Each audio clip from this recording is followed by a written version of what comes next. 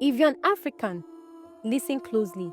I want you to pay full attention because this part of our history is never taught loudly. During World War I and World War II, when Britain and France went to war, they did not fight alone.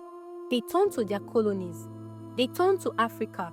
They went to Nigeria, Senegal, Ghana, Mali, and across the continent. They recruited hundreds of thousands of African men to join their armies.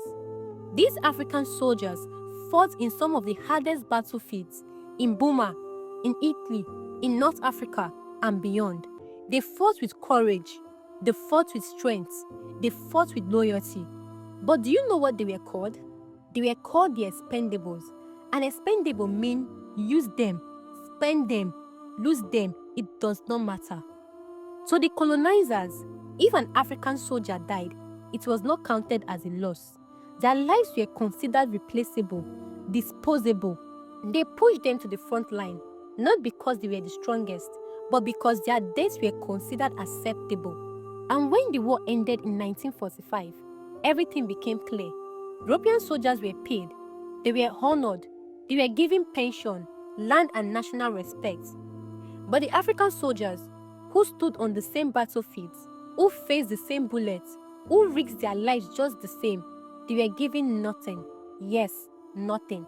And when those African veterans demanded the payment and recognition they were promised, in places like Taroye in Senegal, they were massacred, they were unalived, they were silenced for asking for their rights.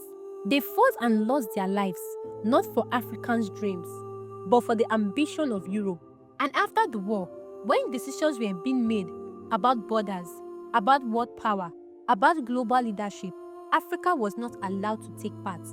Because to the colonial powers, Africa's role was to fight, not to be heard, to bleed, but not to decide. That is why Africa was not given permanent seat or lasting political power in the global order that followed the war. They used our strength, but denied our voice. So understand this.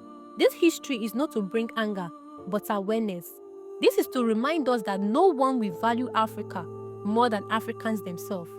If we do not stand for our voice, it will be taken. If we do not protect our future, it will be shaped for us. History has already shown us no one is coming to save Africa.